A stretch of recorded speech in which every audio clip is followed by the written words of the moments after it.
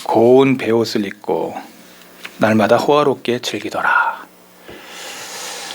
오늘 누가복음 16장 19절부터 24절의 말씀을 가지고 성경이 말하는 재물에 대하여 말씀을 같이 나누도록 하겠습니다. 많은 사람들은 오늘 본문에 나와 있는 부자와 같은 사람을 꿈꿉니다. 타고나면서부터 부자. 그래서 나에게 그러한 부가 있다면 나는 정말 멋지게 살 것 같은 그러한 것을 꿈꾸는 그러한 사람들이 우리들 주위에는 많습니다. 그래서 그게 안 되면 로또라도 한번 당첨이 돼서 내 인생 역전이 벌어지는 그러한 것을 꿈꾸면서 복권을 사는 그러한 사람들도 있습니다. 부자가 행복할까요? 부자가 가지고 있는 그러한 속성은 오늘 성경이 말하고 있는 진짜 부자, 그리고 물질관에 대한 재물에 대한 성경의 평가는 무엇인가? 오늘 저와 여러분들이 이 땅의 순례자의 길을 걸어가는 우리들에게 물질은 꼭 필요합니다. 그러나 그 물질을 바라보는 성경의 관점을 우리는 놓쳐서는 안 됩니다. 성경이 물질을 뭘로 말하고 있고 뭘로 정의하고 있는지, 그래서 그 물질을 어떻게 우리가 바라보고 또 사용해야 되는지에 대한 말씀을 성경의 관점에서 저와 여러분들이 오늘 첫 번째 시간으로 같이 나누려고 합니다. 근데 얼굴들이 지금 다 심각해요. 물질을 얘기한다니까 다들 좋아할 것 같은데 근데 벌써 답을 다 알고 있는 것처럼 저를 바라보시는 것 같아요. 그런데 오늘 관점을 이제 저는 시리즈 설교를 하기 때문에 여러분들이 잘 이어서 설교를 잘 들어주셨으면 좋겠습니다. 웬만하면 이렇게 포인트를 메모를 좀 하시면 시리즈로 연결이 되기 때문에 그 목사님이 뭘 얘기하려고 하셨는구나, 성경이 이런 거구나 라는 것들을 파악하는데 이렇게 기본 속성이 주어질 수 있습니다. 그러니까 여러분들이 주의 깊게 말씀을 들어주시기 바랍니다. 오늘 말씀은 성경을 읽는 사람이라면 또 듣는 사람이라면 부자와 나사로의 비유를 모르는 사람이 없습니다. 성경을 조금 읽는다 하는 사람은 이 부자와 나사로의 이야기를 너무 잘 알고 있는 것처럼 친숙하게 느껴집니다. 그 중에서도 본문은 이 탕자의 비유처럼 읽는 사람의 마음에 깊은 인상을 남깁니다. 각인이 되죠. 이유는 간단합니다. 부자와 나사로의 비유가 그 자체로서 선명하게 채색된 그림과 같이 눈에 펼쳐지기 때문에 그렇습니다. 읽는 동안에 어느새 빨려 들어갑니다. 그 이야기를 듣는다면 그 듣는 순간에 빨려 들어가요. 어느 순간 우리는 독자가 아니라 바로 곁에서 그 상황을 지켜보는 구경꾼이 되어 있는 겁니다. 그 다음에 어떤 일이 벌어졌을까? 그 다음에 이러면서 마치 동화를 읽어주는 할머니 앞에 어린 아이들이, 손자, 손녀가 듣고 있는 것처럼 말씀을 자세히 듣게 되는 거죠. 또 읽게 되는 거죠. 여기에 묘사하고 있는 사건은 하나하나 우리가 지켜보는 것처럼 그 말씀이 들려지는 것이죠. 비유가 묘사하는 것은 손으로 만질 수 있는 것 같은 착각을 일으키게 하는 말씀입니다. 부자가 베푸는 연애, 얼마나 대단했을까? 부자가 입었던 그 화려한 옷, 저와 여러분들이 늘 입고 싶어하는 그런 옷들일 겁니다. 그 안에 배옷, 여러분 그 속 안에 그 원어 성경에는 아마 더 표현이 더 강하게 돼 있는데 아마포라고 하는 아주 좋은, 비단보다 더 좋은 그런 옷이 안에 배옷에 이렇게 깔려 있는 그런 것을 말하는 거예요.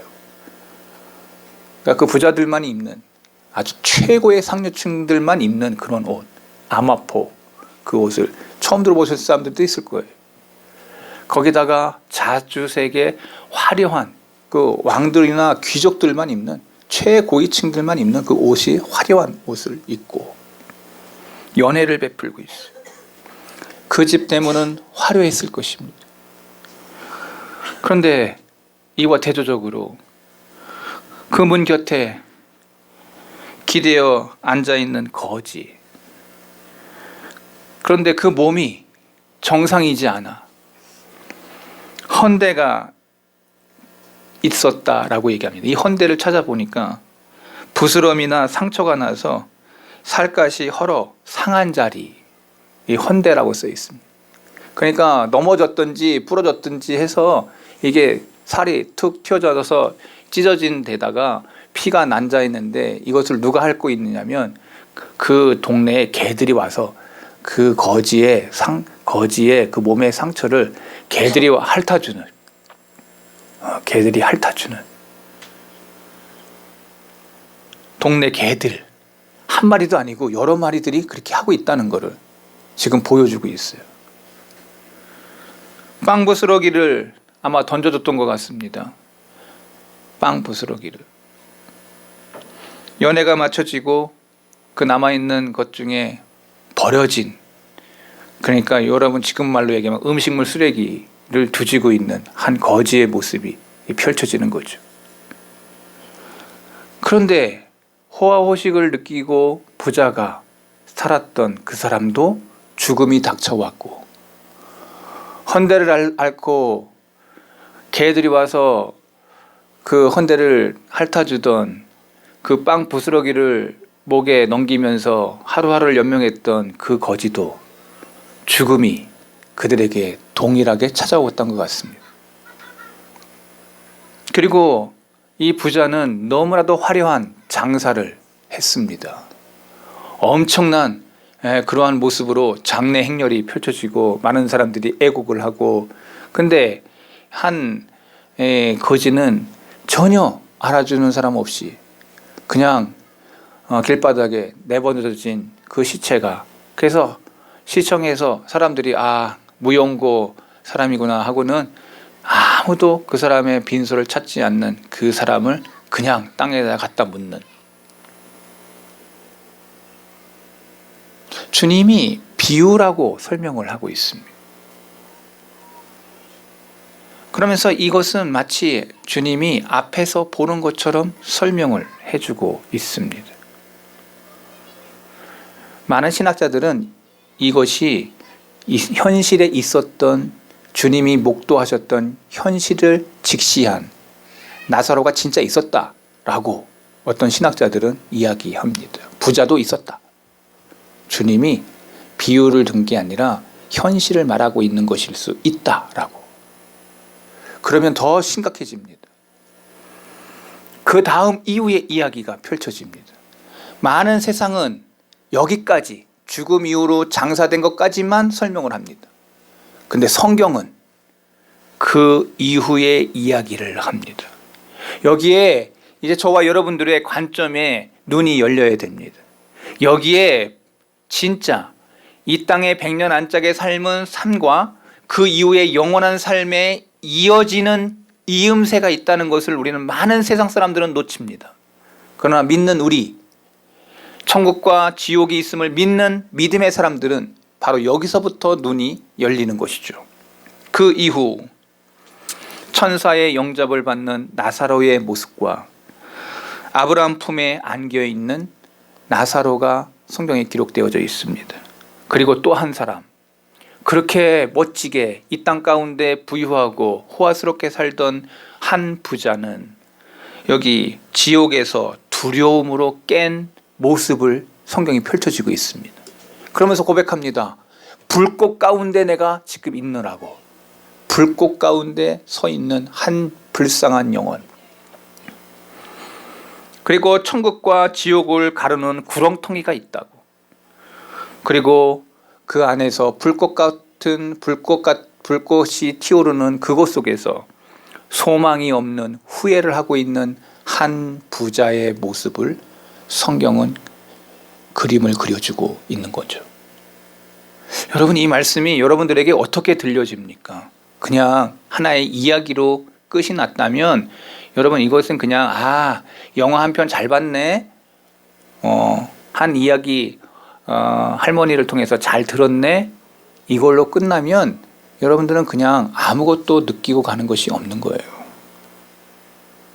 오늘 이 모든 것이 우리 눈앞에 도드라지게 우리의 지각에 깊이 새겨지는 그러한 이 이야기가 우리에게 어떻게 들려지냐.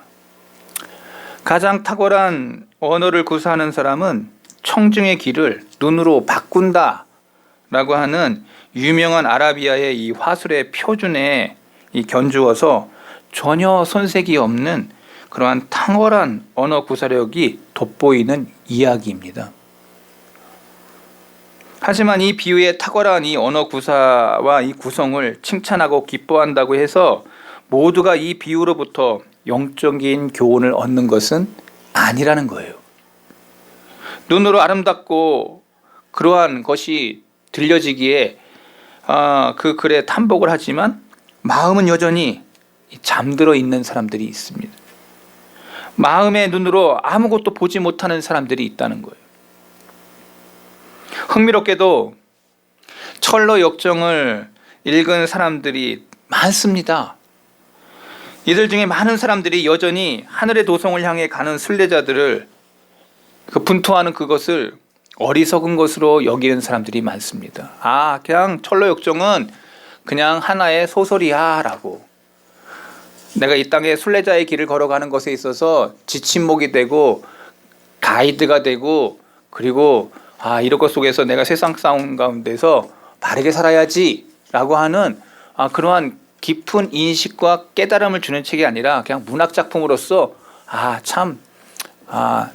이렇게 읽으면 괜찮네, 이걸로 끝나는 사람들이 많은 거예요.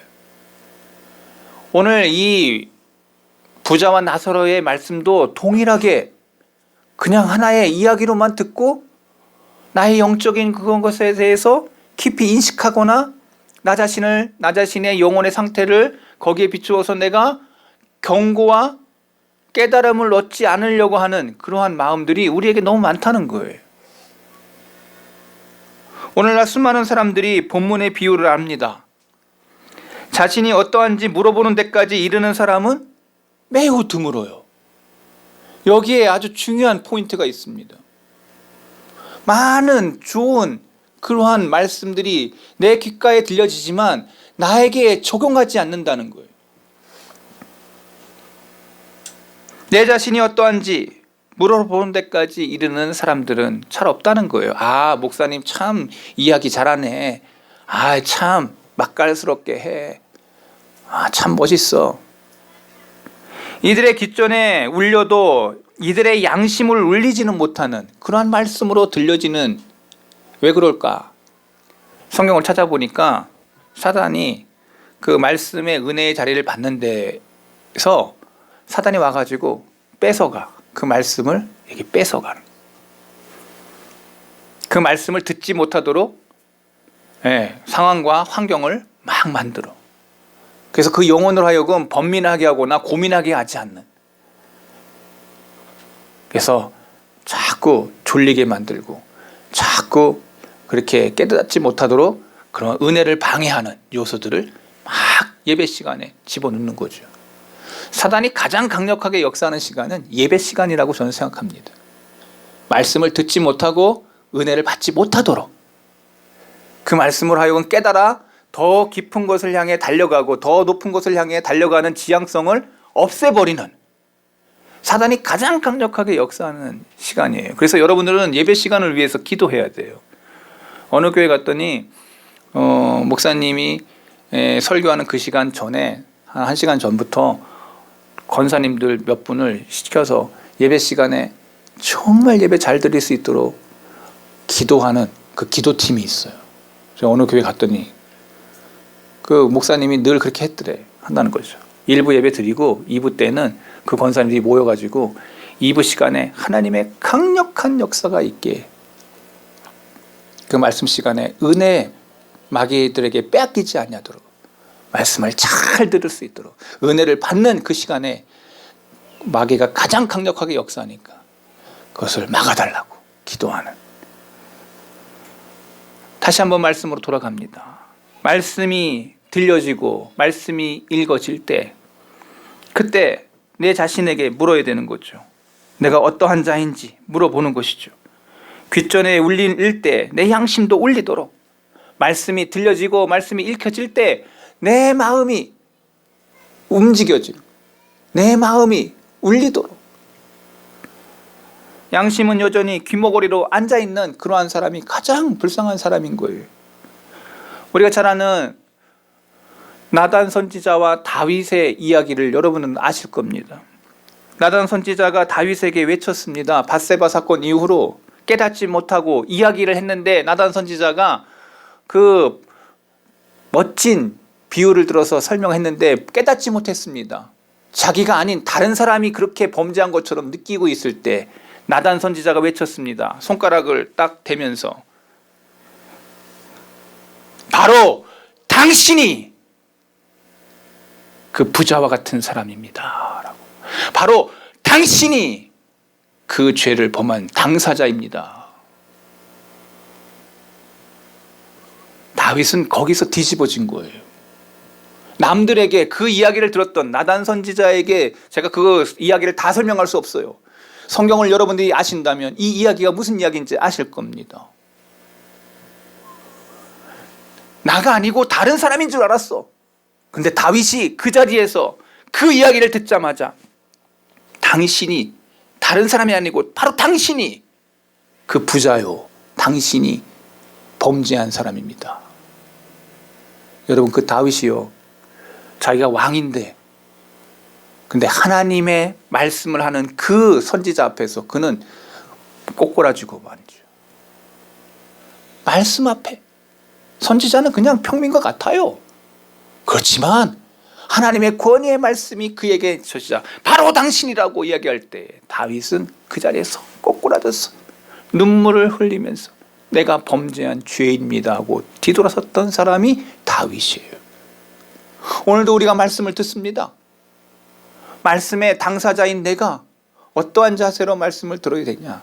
저는 이 말씀 속에 다윗의 자리가 오늘 우리의 자리여야 된다는 거예요. 한 번도 하나님 앞에 돌아서서 떨리는 마음으로 주여 이것이 제 모습입니까? 여러분이 부자와 나사로의 말씀을 들으면서 부자의 삶으로 내가 살아있다고 하면 이게 나의 모습인가? 이 모습이 내 모습이었을 수 있겠구나. 이 모습이 제 모습입니까? 그렇습니까? 질문하는 이것이 주님이 비유로 말씀하시고 있는 의도는 아닌가? 오늘 2000년을 살아가는 오늘 우리에게 이 말씀이 들려질 때 이게 당사자인 내가 지금 부자의 자리에 서 있는 건 아닌가? 내 영혼을 살펴보면서 옷깃을 여미는 그러한 귀한 종들이 오늘 저와 여러분들이 되었으면 좋겠습니다. 이 비유가 가르치고자 하는 진리를 한번 생각해 보자고요. 비유의 다른 부분보다도 오늘 첫 번째 시간으로 생각할 것은 하나님께서 이 두 사람을 각각 얼마나 서로 다른 환경에 두셨는지를 한번 생각해 보겠습니다. 한번 따라해 보겠습니다. 서로 다른 환경. 여러분, 우리는 이 세상에 태어나면서 환경의 지배를 받습니다. 어느 가정에 태어나. 근데 여러분 이거 아셔야 돼요. 내가 이 가정에 태어나고 싶다고 해서 태어나는 게 아니야. 주어지는 선택권이 나한테 있지 아니에요. 그냥 주어진 존재야. 이 가정에 아버지 엄마를 통해서 내가 태어나. 그 선택이 나한테 있지 않아.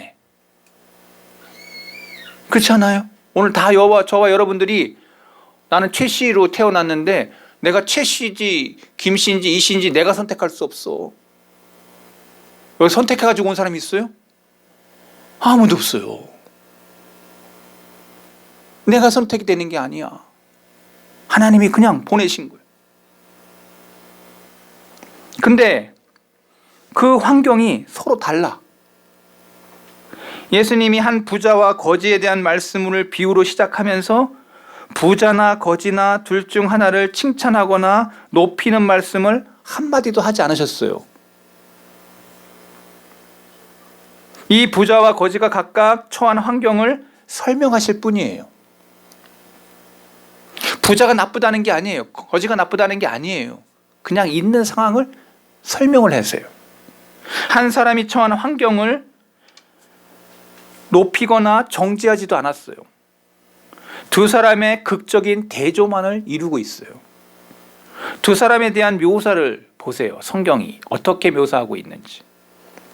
이 세상에 가장 좋은 것, 넉넉히 가진 사람을 한 사람이 등장합니다. 16장 19절. 한 부자가 있어 자색 옷과 고운 베옷을 입고 날마다 호화롭게 잔치하며 즐기더라. 16장 20절. 여기에 또 다른 한 사람, 말 그대로 아무것도 가지고 있지 아니한, 친구도 없고 병이 든 데다가 거의 굶어 죽기 직전에 한 초라한 아주 불쌍한 나사로라 이름하는 한 거지가 헌데투성이에서 그의 대문 앞에 버려진 채 있더라라고 말하고 있습니다. 두 사람 다 성경적으로 말하면 아담의 후손입니다. 두 사람 다 흙에서 났습니다. 같은 나라, 같은 땅, 같은 정부 아래 살았습니다. 한 동네에서. 하지만 이 둘이 처한 상황은 확연하게 달랐다. 금수저, 은수저, 흙수저. 저와 여러분들이 따지고 있는 그러한 세대의 모든 것들은 주어지는 환경 속에서 지금 펼쳐지고 있어요. 그런데 이 비유가 가르치고자 하는 교훈이 여기에 있지 않아요. 잘 보시면 부자가 항상 나쁜 사람이고 예외 없이 지옥으로 내려갈 것이다 라고 말하고 있는 게 아니에요. 가난하다고 다 손해서 천국으로 인도받는다는 것도 아니에요. 우리는 착각하지 말아야 돼요. 지금 이 사회가 부자면 다 나쁜 놈이고 그렇게 지금 이상한 저거가 되고 있어요. 부자라고 해서 다 지옥 가는 거 아니에요?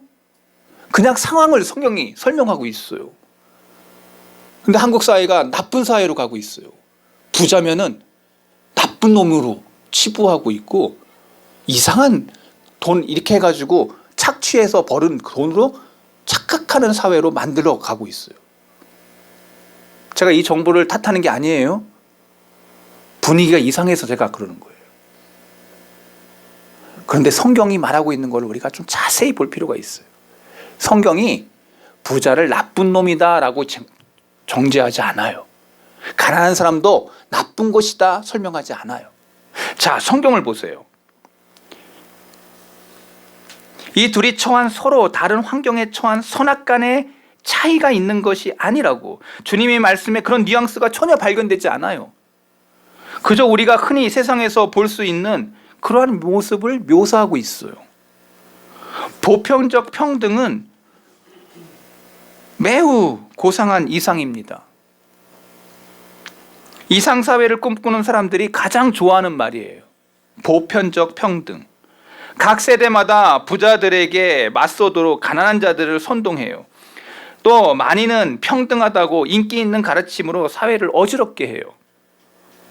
세상이 지금과 같은 질서로 계속되는 한 보편적 평등은 이루어질 수 없다고 선동가들이 일어나요. 그게 여러분이 잘 아는 막스라고 하는 사람과 레닌이라고 하는 사람이에요. 모든 인간은 평등해야 된다. 모든 인간은 같아야 된다라고.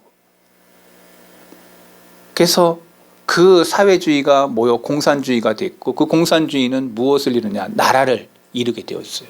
그게 여러분이 잘 아는 소련이에요. 그런데 그 소련이 붕괴되고 말았어요. 그 사회주의를 표방했던 동독이 무너지고 말았어요. 70년이 못 가서 다 무너졌어요. 사회주의, 보편, 평등을 얘기했던 그 나라들은 4분 5년 돼서 다 무너졌어요. 그래서 정답은 성경이 맞다라는 것을 증명하고 있는 거예요. 왜 이런 일이 벌어지냐? 잘 보세요.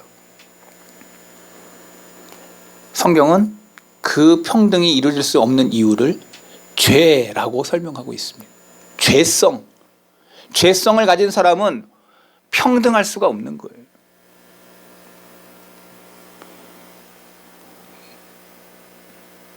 세상이 지금과 같은 질서로 보편적 평등을 이루지 못하는 이유가 있어요. 인간의 본성이 변하지 않는 한 이러한 불평등은 계속될 거예요. 지혜로운 사람이 있는가 하면 어리석은 사람이 있고, 강한 사람이 있는가 하면 약한 사람이 있고, 건강한 사람이 있는가 하면 병든 사람이 있고, 게으른 사람이 있는가 하면 부지런한 사람이 있고, 신중한 사람이 있는가 하면 그렇지 못한 사람이 있어요. 이러한 상황이 달라지지 않는 한 이 땅에는 항상 부자와 항상 가난한 자가 있을 수밖에 없는 그러한 모습인 것을 우리는 깨닫게 돼요. 이런 상황이 달라지지 않는 한 항상 부자는 부자대로, 가난한 자는 가난한 자대로 살게 될 거예요. 자녀가 부모의 잘못된 행동을 답습하는 한 인간의 조절할 수 없는 그 해와 비와 더위, 추위, 바람, 파도, 가뭄, 역병, 폭풍, 폭설 계속되는 한 이 땅에는 부자와 가난한 자가 병존할 수밖에 없는 구조라는 거예요. 구조. 한번 따라해 보겠습니다. 구조. 이 땅의 구조가 그래. 성경이 그것을 주님의 입으로 부자가 있고 가난한 자가 있다. 이 구조를 주님이 설명하는 거예요. 세상의 그 어떤 정치 경제학으로 이 가난한 자들에 대해서 땅에서 그치지 못하게 돼 있어요. 자, 성경에 어디 써 있냐? 자, 성경을 보겠습니다. 신명기를 찾아보겠습니다. 신명기 15장 11절에 모세가 이야기했습니다. 이 땅의 구조가 이러니까 너희들이 뭐에 더 힘써야 되는지를 모세, 하나님의 사람인 모세가 가르쳐 주었어요.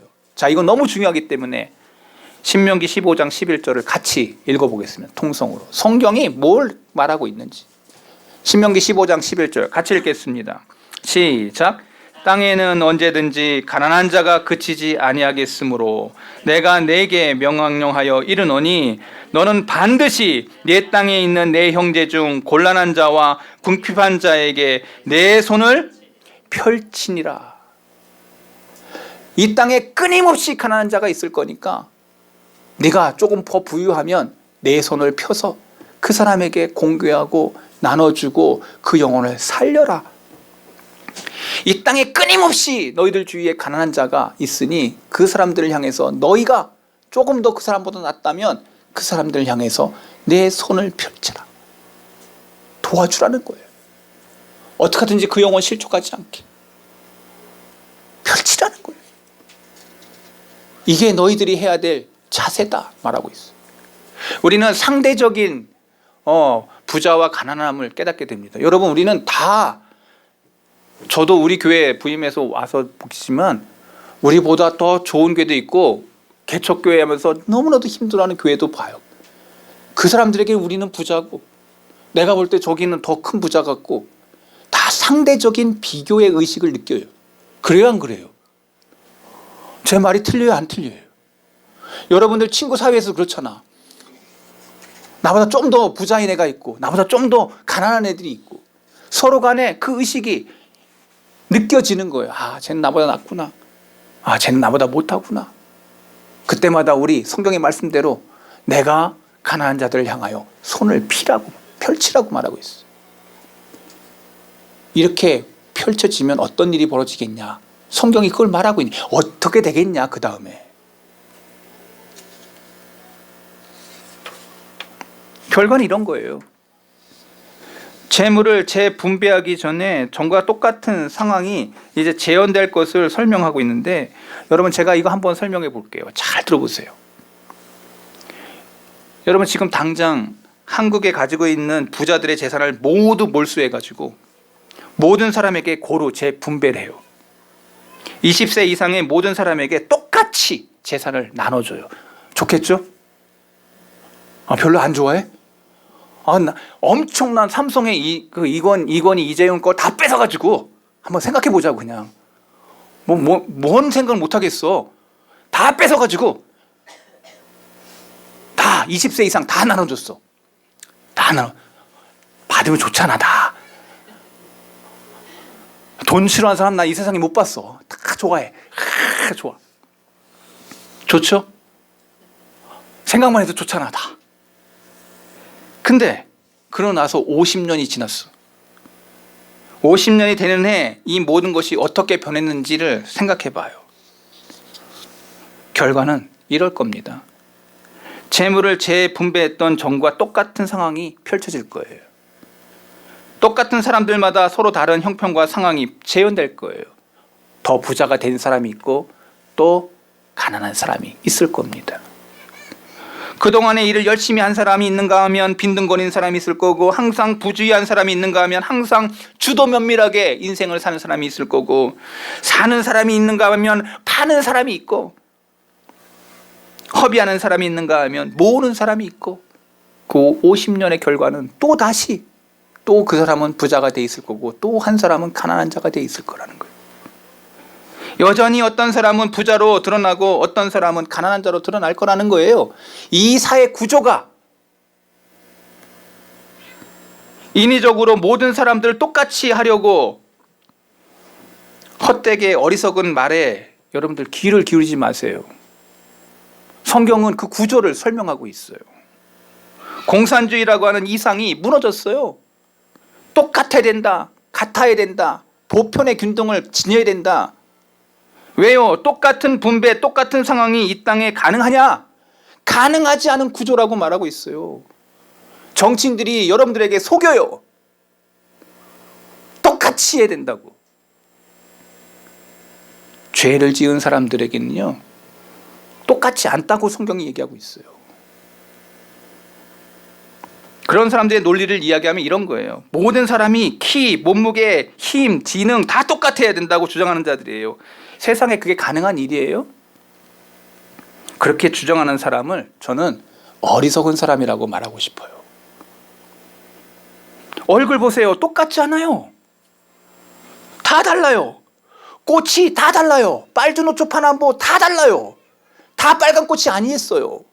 하나님이 그렇게 만들어 놓은 거예요. 죄를 짓고 난 다음에 이 구조상 보편적인 유토피아를 이 땅은 이룰 수 없는 사회라고 말하고 있는 거예요.